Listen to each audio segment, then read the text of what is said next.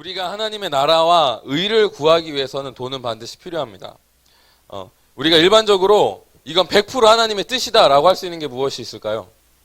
김경인 자매님. 좋으셨습니까? 예, 이것은 100% 하나님의 뜻이다라고 할 수 있는 것은 무엇이 있을까요? 예, 복음전도. 맞아요. 복음전도예요. 여러분, 복음전도하는 돈이 필요할까요? 필요하지 않을까요? 필요해요. 근데 사실 복음전도에 그렇게 많은 돈이 필요하진 않아요. 복음전도에 그렇게 많은 돈이 필요하지 않습니다. 만나서 밥 한 끼 사줄 수 있으면 되고, 정말 힘들면 생계를 유지할 수 있도록 도울 수 있을 정도만 되면 됩니다. 하지만 선교를 위해서, 복음전도를 위해서 돈이 필요하다는 것은 분명한 사실입니다. 제가 아는 한 권사님은 홈플레이스에서 사진관을 운영하셨어요. 근데 이분이 복음전도에 열정이 있으신 분이어서 이 사진관에 알바하는 모든 사람을 교회로 전도해서 등록시키고 하셨습니다. 한 명도 빠짐없이 단 한 번은 교회에 오시더라고요. 그리고 복음전도에 열정이 불타서 지금 이 사진관으론 내가 먹고 살기엔 충분한데 하나 더 차리셨어요. 홈플러스 옆에 이마트에 사진관을 하나 더 차리셨습니다.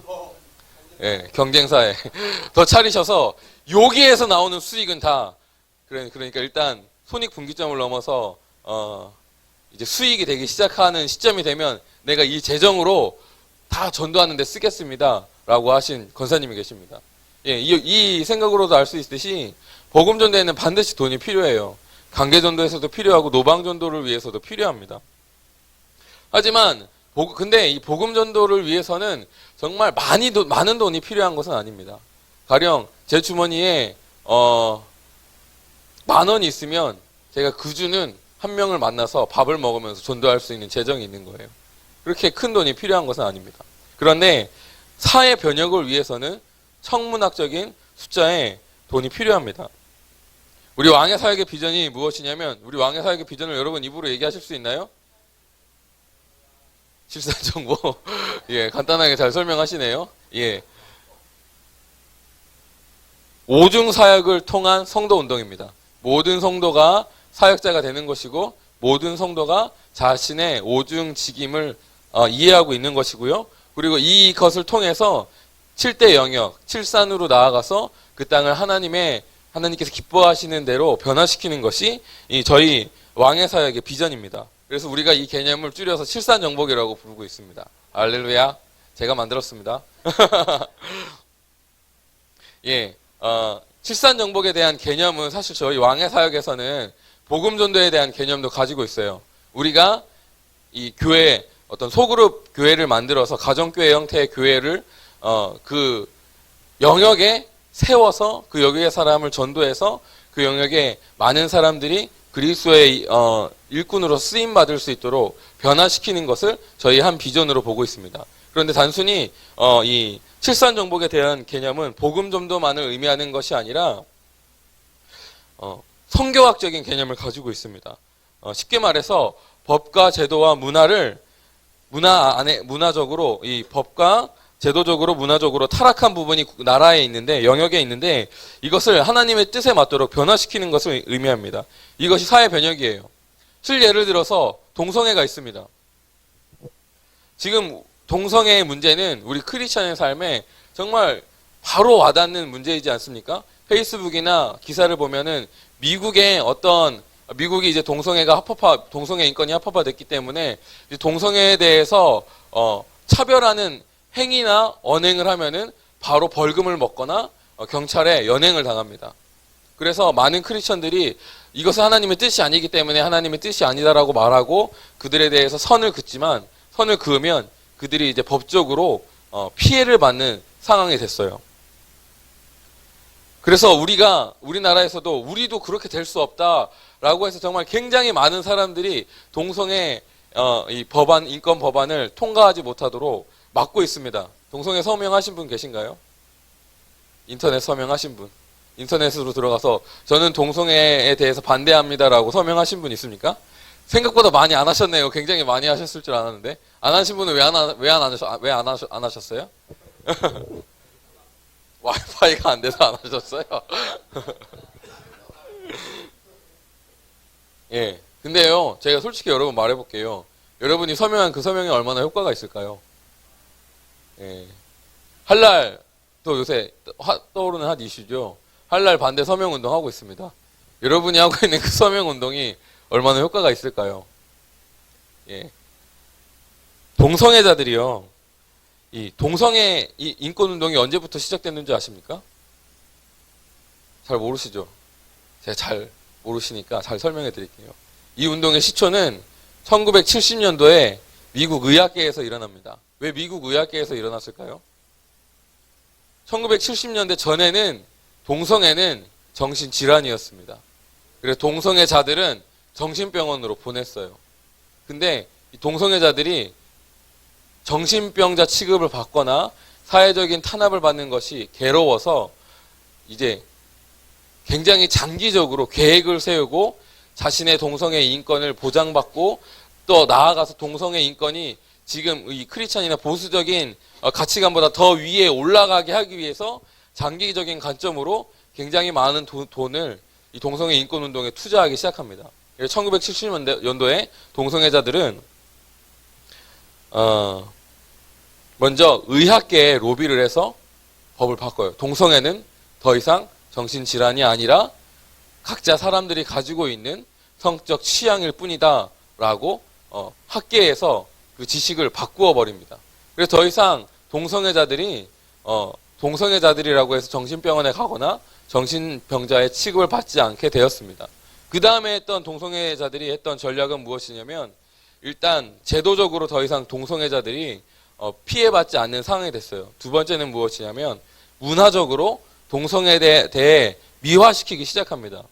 이 70년대 이후에 폭발적으로 동성애에 대한 미화된 영화와 드라마와 매체들, 뮤직비디오라든가 만화라든가 등을 통해서 동성애에 대한 미화가 굉장히 많이 오랫동안 시도되었습니다.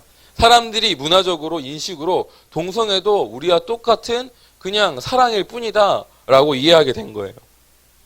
그리고 어느 순간부터 굉장히 많은 저명 인사들이 커밍아웃을 하기 시작합니다. 나는 동성애자라고 하는데 어떤 사람이냐면 막 할리우드 탑스타, 어떤 정치인 중에서 톱에 있는 사람, 지금 애플의 CEO가 팀쿡이죠? 팀쿡이 동성애자예요. 그러니까 굉장히 많은 저명 인사들, 누구도 손가락질할 수 없는 높은 자리에 있는 사람들이 스스로 내가 이제 동성애자입니다라고 커밍아웃을 하기 시작했어요.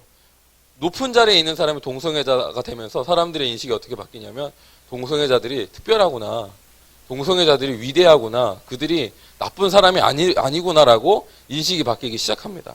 그리고 이제 작년에 미국이 동성애자들을 합법적으로 인정했습니다. 그래서 그들의 결혼이, 미국은 결혼을 반드시 교회에서 해야 되거든요.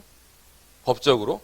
이제 결혼을 교회에서 해주지 않으면 이제 법적인 처벌을 받게 되는 상황까지 오게 됐죠.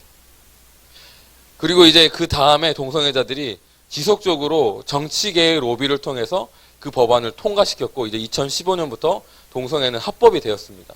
더 이상 동성애를 이제 크리스천들이 어떻게 할 수 없는 상황이 된 거예요. 그러니까 동성애자들이 자기의 어떤 비전과 목표를 이루기 위해서 50년에서 60년 동안 70년대부터 지금까지 40년인데요. 그 전부터 이미 준비해왔고 밑바닥에서 해왔던 작업들이 있겠죠. 그것까지 치면 저는 한 50년에서 60년이라고 봐요. 50년에서 60년 정도의 기간 동안 동성애자들이 지금 이러한 일을 위해서 굉장히 오랫동안 준비하고 여기에 부를 투자하고 일을 했습니다. 그러니까 제가 이 얘기를 하는 이유가 무엇이냐면 그들이 50년 동안, 50에서 60년 동안 투자한 부가 있고요. 사회 변혁을, 그 자신들의 목적을 위한 사회 변혁을 이룬 거예요. 반대로 이제 우리가 그 반대의 사회 변혁을 또 하기 위해선 굉장히 많은 시간과 그들보다 더 많은 부가 거기에 투입되지 않는다면 문화적으로, 법적으로, 제도적으로 사회 변혁을 일으킬 수 없다는 것입니다. 그래서 우리가 복음 전도를 위해서 필요한 재정은 사실 그렇게 많지 않아요. 그런데 우리가 가지고 있는 하나님의 뜻이라고 생각하는 사회 변혁을 이루기 위해서는 천문학적인 돈의 숫자가 필요한 것입니다. 지금도 우리나라 안에는 제도적으로 가난에 빠져 있는 사람이 있습니다. 제도적으로 가난에 빠져 있다는 것은 무엇이냐면 아무리 노력해도 부유해질 수 없는 환경 속에서 헤어나지 못하는 상황에 있는 사람들이 있다는 거예요. 그들을 위해서 우리가 무엇을 할 수 있는가? 그들을 구제하기 위해서 어떠한 무엇인가를 하기 위해선 천문학적인 돈이 들어갈 수밖에 없습니다. 하나님께서 우리 가운데 부의 이동을 주시려고 하는 목적, 우리를 번영케 하시고자 하는 목적, 부를 주시고자 하는 목적은 우리가 정말 잘 살아서 사람들에게 와, 저 사람 잘 산다. 나도 저 사람 잘 사니까 예수님 믿었으면 좋겠다. 이런 정도의 일을 위해서 하는 것이 아니라 그냥 이 정도의 복음 전도를 위한 가치를 가지고 있는 것이 아니라 이 사회의 무너진 부분들, 이 나라의 무너진 문화의 영역들, 무너진 법의 영역 안에서 하나님의 온전하신 뜻을 세우기 위해서 그 돈을 하나님께서 쓰시길 원하기 때문에 부와 번영을 주시는 것입니다. 여러분, 이 개념을 이해하시는 것이 굉장히 중요합니다. 만약 이 개념 없이 그저 부유해지길 원한다면 우리는 탐심에 빠져 있는 것이에요.